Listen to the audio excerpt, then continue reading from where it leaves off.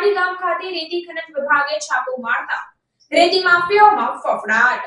ચાંદોદ પાસેના ફૂલવાડી ગામે ઓરસંગ નદીના પટમાંથી નીતિ નિયમોને નેવે મૂકી કરાતા આડેધડ રેતી ખનનના વેપલા પર ખાણ ખનીજ વિભાગે છાપો મારી 2 ડમ્પર તેમજ એક હિટાચી મશીન મળી 70 લાખ ઉપરાંતનો મુદ્દામાલ જપ્ત કરી કાયદેસરની કાર્યવાહી હાથ ધરી છે।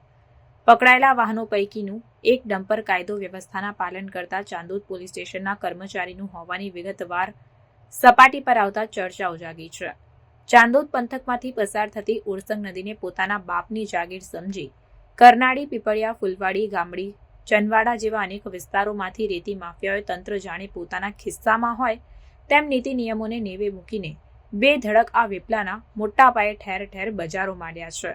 આ બાબતની વ્યાપક બૂમો ઉઠતા ખાણ ખનીજ વિભાગે લાલ આંખ કરતા ચાંદોદ પંથકની રેતી ચોર ટોળકીઓમાં ફફડાટ ફેલાયો છે। ખાણ ખનીજ વિભાગ અધિકારી NR પટેલ, ધર્મેશ ઓડ, દેવરાજ છારિયા અને કિશનભાઈએ સામૂહિક રીતે ચાંદોદ પાસેના ફૂલવાડી ગામે ઓરસંગ નદીના પટમાં રેડ કરતા 2 નંબરિયા રેતી માફિયાઓમાં નાસભાગ મચી હતી।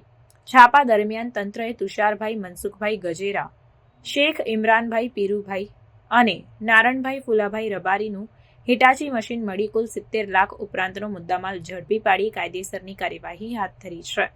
ત્યારે આ માફિયાઓને તંત્ર કેટલો દંડ ફટકારે છે તેના પર સૌની મીટ મંડાઈ છે।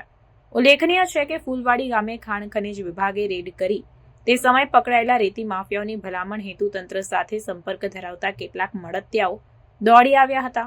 ખાણ ખનીજ વિભાગે રેડ દરમિયાન ઝડપી પાડેલા વાહનોને કસ્ટડીમાં લેવાને બદલે સ્થળ પર છોડીને ચાલતી પકડી હતી, જેથી તંત્રની ભૂમિકા વિશે ચણભણાટ વ્યાપ્યો છે। ઉપરાંત શેખ ઇમરાનભાઈ પીરુભાઈ જે રહેવાસી તિલકવાડાના નામનું 6 ટાયરનું ડમ્પર છેલ્લા કેટલાક સમયથી ચાંદોદ પોલીસ સ્ટેશનમાં ફરજ બજાવતા કોન્સ્ટેબલે ખરીદ્યું હોવાની વિગત બહાર આવતા વાડ જ ચીબડા ગળે તેવો કિસ્સો બહાર આવ્યો છે।